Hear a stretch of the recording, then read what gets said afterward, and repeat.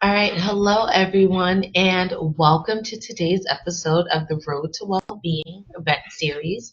In this session, we'll be exploring leveraging AI and automation to drive digital well-being engagement. Today's session will be led by myself, Saikia McCurdy, the Director of Wellness Programs, and Saeed, who is the VP of Products for Wellness 360. So, as the world becomes more digitally focused, it's crucial to adapt our approaches to employee wellness. So, in today's episode, we'll be discussing the latest in digital transformation for well-being engagement. We'll be examining some digital first health and well-being strategies and uncovering how AI and automation can play a transformative role in improving participation and personalized care. This session is designed to give you the tools and insights to enhance your wellness programs and meet your workforce's evolving needs.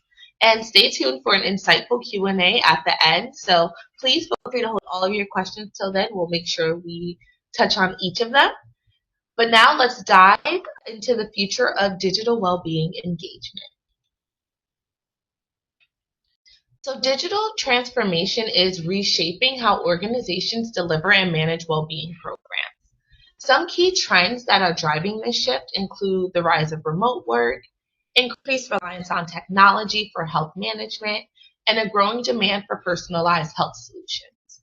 So, what's the impact of these digital transformations? One is enhanced personalization. So, using AI and data analytics, platforms like Wellness 360 can now offer personalized wellness journeys that cater to each user's specific health goals and conditions. This ensures that users engage with content and recommendations that are relevant to their needs. So, an example of this would be like an AI driven health risk assessment that recommends custom fitness plans or mental health resources based on the user's health profile. Another impact is increased accessibility. With this digital shift, users can access wellness tools anytime and anywhere, whether that's through web platforms, mobile apps, or wearable devices. This 24/7 accessibility helps to boost participation and engagement. Another example is how Wellness 360 integrates with the Fitbit or Apple Health to provide real time feedback on health metrics. And a final impact is proactive engagement through automation. Automation allows platforms to send timely reminders and content nudges, ensuring users stay engaged in their wellness journey. This could include reminders to complete their wellness challenges, take assessments, or join community wellness activities. Now, because of all of this information we're able to gather, this data can now have an impact on user engagement. Having these real-time insights from AI-driven platforms can help to analyze user data to provide real-time insights into their health progress. So things like step counts, sleep patterns, and caloric intake. These insights can be shared with users through their dashboards to help them visualize their journeys.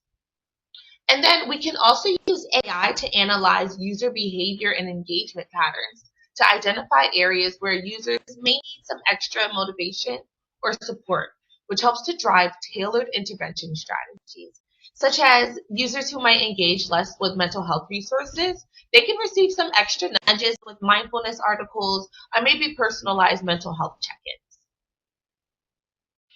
Now, the role, as I mentioned, of digital transformation is shaping these different things, and another thing that they are doing is providing different ways to drive engagement via gamification and social features.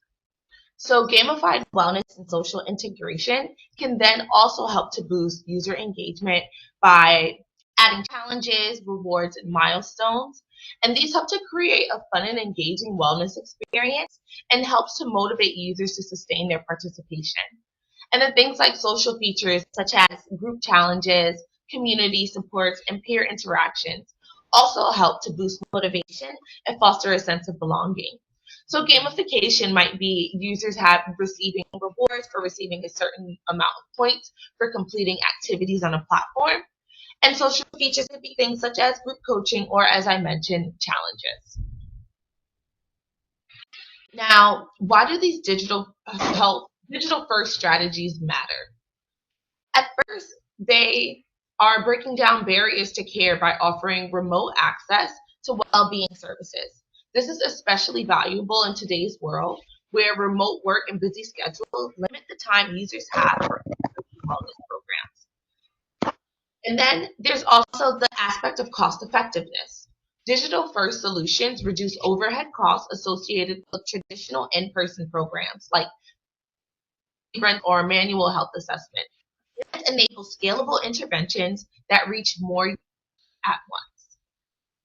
And then finally, these digital first health strategies offer personalized health interventions. AI and machine learning allow digital first platforms to deliver personalized health plans based on user data. Users can receive recommendations on exercise, diet, mental health, or lifestyle changes that are specific to their needs. And then we have a few examples up here on the screen of how they can be applied in real life. And next we have some of the core components of digital first strategies. The first is telehealth and virtual care. So one key component of digital first strategies is the integration of telehealth services, which allows users to access health professionals remotely. This expands access to care, especially for those in unserved areas or with limited mobility. So an example of this may be virtual mental health sessions or chronic disease management consultations. Another component is AI-driven health education. Using AI, platforms can automate health education by delivering relevant, actionable content to users based on their health status. Automated content curation engines like HealthFeed ensure users receive up-to-date and personalized articles, videos, and tips. Another component are mobile and wearable integrations. So allowing users to track their progress in real time and sync with wellness platforms provides continuous feedback on health metrics like physical activity, sleep, or caloric intake. And then that final component, just to wrap it all up, is gamified and social first strategies. Digital first wellness strategies leverage gamification and social connectivity to drive long term engagement, whether it's setting personal goals, competing in group challenges, or sharing progress with peers. Social and competitive elements keep users motivated. And now I'll hand it over to Saeed so he can speak more about using AI and automation to implement these strategies. Awesome. Thanks, Zakia. Folks, my name is Sai Ganesamurthy, and I'm going to pick up from where Zakia left off. I'm going to do a deep dive into both automation and AI, and then we'll also see a brief demo of what our solution offers, and then we'll talk through it. So, so first off, let's talk about automation. Automation makes a lot of sense for healthcare entities that are delivering these personalized care experiences to their patients and members. It also makes a lot of sense for the end member who's receiving these digital care experiences through whatever channels that they may actually be receiving it from, simply because these are very timely and proactive in the members' health. Now, think of automation as sort of the tactical steps in delivering all these digital care experiences. Think of AI as sort of a complementary item, and think of AI as sort of the brains behind the tactical steps that the automation engine is able to deliver. So both automation and AI are working in tandem with each other in order to deliver all these personalized digital care experiences to patients and members. So this slide talks about what are some of the core value proposition items that customers derive out of using such a platform with both automation and AI. The first category of value proposition is personalization. So think of personalization as being able to send the right message to the right patient at the right time. And obviously, being able to do this in a completely automated manner is exactly where the value is, because no human can essentially keep parsing like thousands and thousands of patient records and be able to find out what is the right message to be sent to that specific patient. So that's personalization for you. So the next one is journeys. So many chronic conditions out there does not have a cure. We just have to teach members on how they can essentially lead a healthy lifestyle and manage their condition better. And that's where all of these journeys come into play. So think of these journeys as a multi-step um, automation workflow where these journeys are essentially guiding the members on how they can manage the specific chronic conditions that they're actually going through. And the last one is about participation. So this is a big problem within healthcare. And what I mean by a problem here is, most members seek the healthcare system only when they're actually needed, rather than, you know, accessing healthcare resources when they are already healthy. So what I mean by that is, there's a lack of preventive participation in terms of members with healthcare, and by the time they actually interact with the healthcare system, it's probably too late for them. So that's the last item of value proposition that customers get out of using the solution. How can we proactively increase the participation of members and patients with the wellness and health solutions that we actually offer for them? Next slide, please. So let's dive a little deeper into what AI can actually do for us. AI has been very prevalent in a lot of other industries, and there's a lot of hue and cry about how AI can potentially be used in other industries, but AI is not suitable for healthcare because healthcare has all of these regulations and other important things. But contrary to that, we have actually productized a number of AI innovations, and specifically there are four areas that we've been focused on. The first one is being able to use AI to develop predictive models. The second one is to develop recommendation engines for patients and members using AI. The third one is able to be able third one is to detect anomalies within patient data. So think of it as like large amounts of patient data being there, and AI is able to spot anomalies and take some proactive actions. And then the last one is about being able to do some repetitive tasks that currently humans are doing. Right now, if we take all of these four concepts, we can essentially apply each of these four concepts to various chronic conditions and other healthcare scenarios that we actually typically deal with. Let's talk about diabetes, for example. And I'm going to be talking about diabetes in relation to the predictive model capabilities that AI has. And let's take a simple scenario. We've got the holiday season approaching us in about a couple of months' time. Typically, what happens is people sort of lose glycemic control during the holiday season. There's just a lot of fun going on during that particular season, so a lot of diabetic patients kind of lose control of their care regimens during that particular time. Now, you know we as a platform, Zykia talked about that earlier when she spoke as well, that we as a platform have integrations with various fitness devices, various glucometer devices, so on and so forth. So if we are able to source all of that glucometer device data, and many of these glucose meter devices are all enabled for CGM purposes, so we get a continuous stream of diabetes data from all of the members.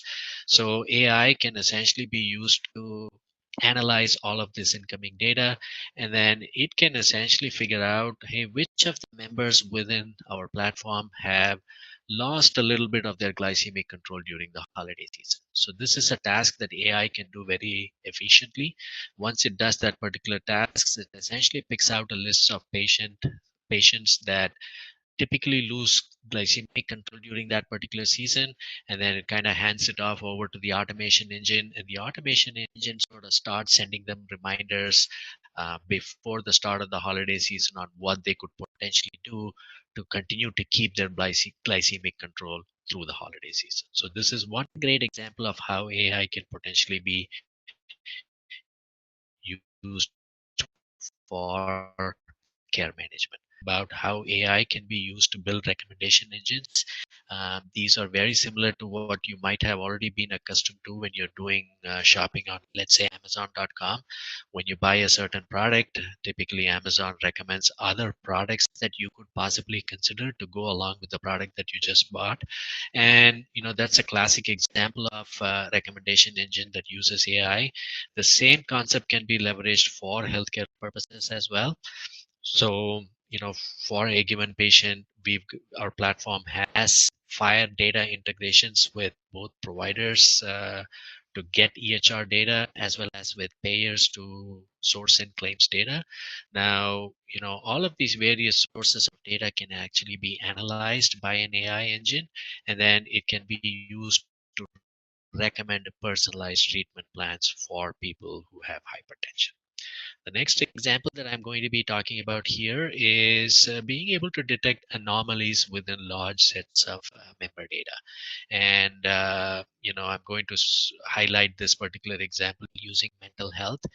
The idea here being uh, so AI can analyze large amounts of data that is being published on social media and other places by a certain member and see if there are any anomalies and be able to, take some corrective action before something bad happens. So there are many more such examples, but in the interest of time, I'm actually going to stop with these three examples and continue moving here. I'm going to take a brief detour here and briefly walk you through a demo of the platform as well. Zakia, can I go ahead and share my screen here and take over for just a second? Not a problem. Perfect.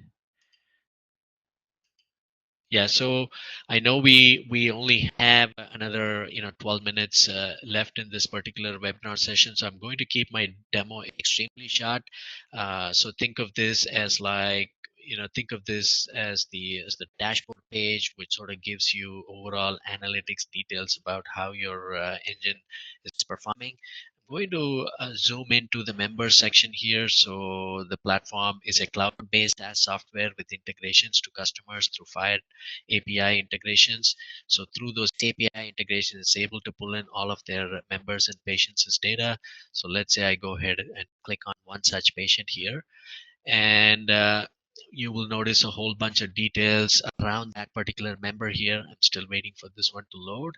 um, yeah, so there you go. So you've got some profile information, you got some channel subscription information. As I scroll down here, you get some very valuable information about how many texts have been sent out, what sort of engagement activity have we seen from that particular member, what are some journeys that are in progress for that particular member, so on and so forth.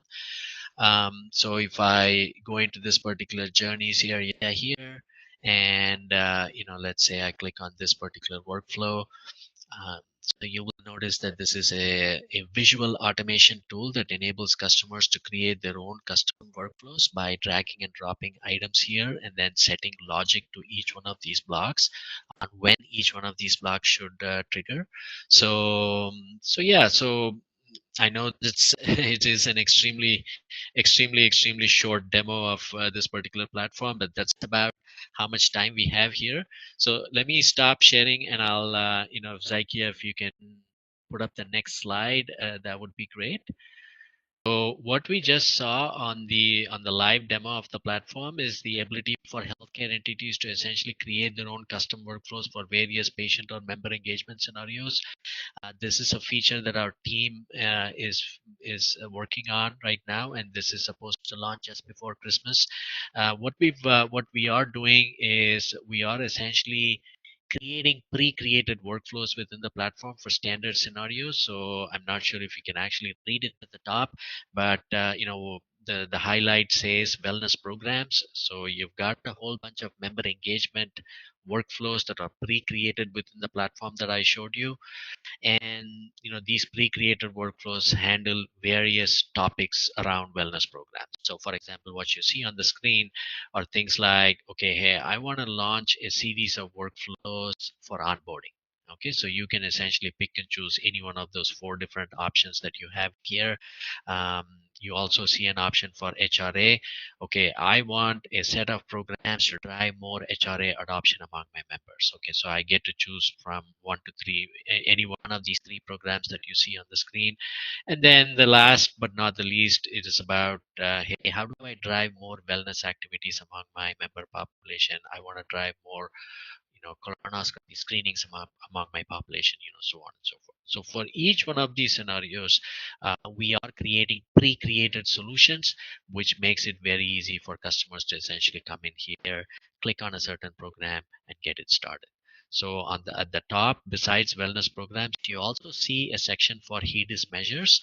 And I'm not sure if any of you are from a health plan. HEDIS measures is like top of mind for any health plan out there today. And there are about 96 HEDIS measures. For every single HEDIS measures, we have pre-created workflows that are already created within the platform. So it makes it very easy for a health plan such as yourself to essentially come in, do the basic integration that it takes to get the platform up and running. Once that is up and running, all you do is go into the HEDIS measures and say, okay, I want to drive more more member participation for this specific HEDIS measure. Go ahead and click on it. It will launch a set of workflows that are pre-created already within the platform, comes out of the box, and then you can go ahead and launch them. Next slide, please.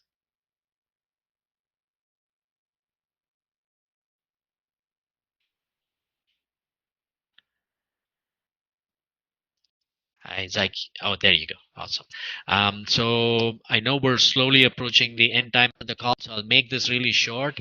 So this is something that we'll probably have a more in-depth discussion on during a future webinar. Ava is our AI assistant that is part and parcel of the platform, and this is also part of the release that we're doing just before Christmas, and it should be up and running at that point in time. And so think of Ava as a customer experience agent that delivers personalized outreach and drives continuous engagement.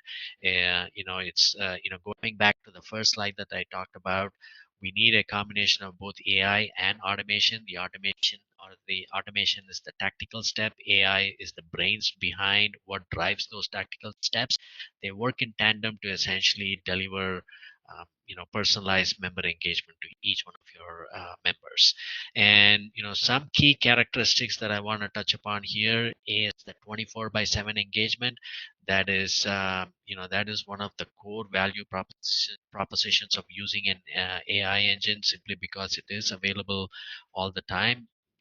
No matter what time of the day it is available for any kind of questions that members might have. And then obviously it does some of the other things that we also talked about previously, which is like personalized outreach. One size does not fit all in healthcare. Every patient or member is different, because each patient or member has his or her own health profile that's very unique to him or her. And so Ava is that smart personalized assistant which is able to continuously look at all of the incoming health data, and then be able to tailor the outreach to members so that is very personalized for that particular patient.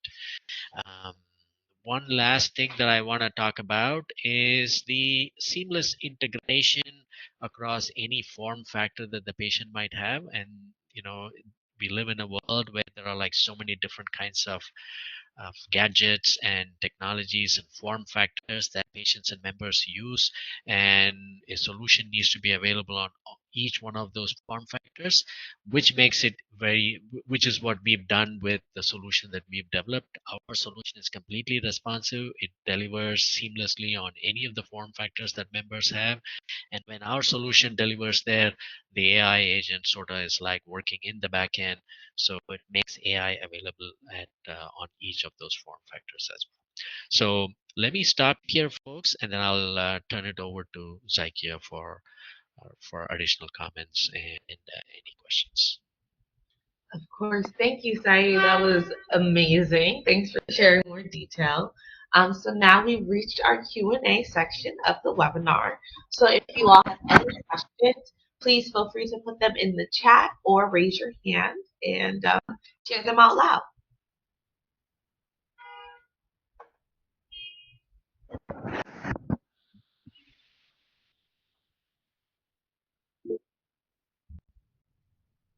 Yes, David.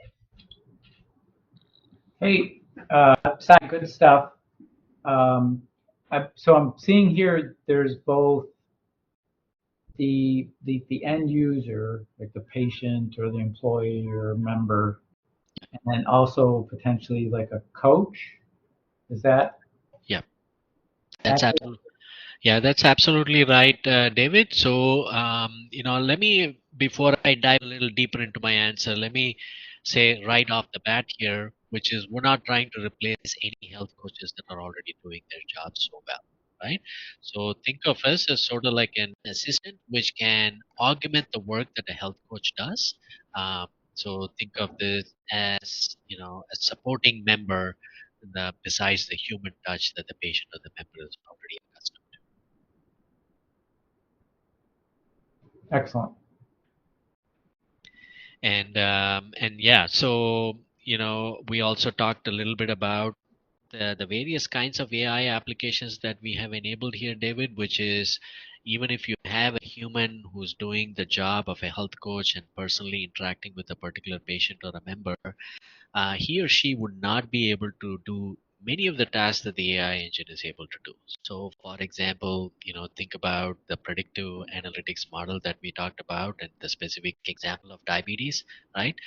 No matter how many human coaches you put to that particular organization, they just cannot go through. It's just not humanly possible to essentially look at every single patient file and kind of say that, okay, hey, this is a member who has lost glycemic control during the holiday season.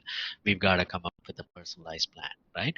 So that's just one of several use cases, David, for which AI can potentially come into play and enhance the productivity and efficiency of the health coaching staff that you already have within your organization.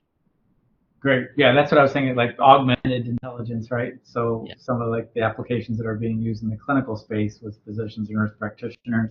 Yeah, you can't read through all the notes. You only have a 7-minute visit sometimes. So exactly. it really helps to like, okay, here's the things that we're seeing or to address. Yeah, great. Absolutely. Thanks, Sai. Yep. Thanks, David.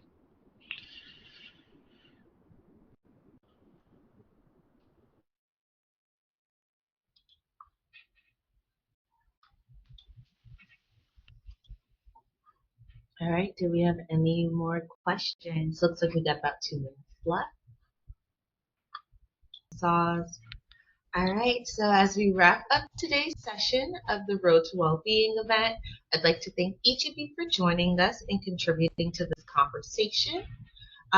Your dedication to All right. health We don't and have any more wellness, questions. Do you think improving it's your okay members' for us health to and wrap it up well-being. now, Sai? It's Absolutely, more Zakia. words can't Yeah. even describe Awesome our sauce. appreciation and how we All aim right. to So support. as we So wrap for up more today's information session about of the Road to solutions that Wellbeing we offer event, here at I'd like to Wellness thank each of 360 you and for joining joining us, us and please feel contributing free to to this check out our conversation. website at Your dedication to www.healthfeedai. health and wellness, Hope to see you all at the next improving your episode. members' health and well-being.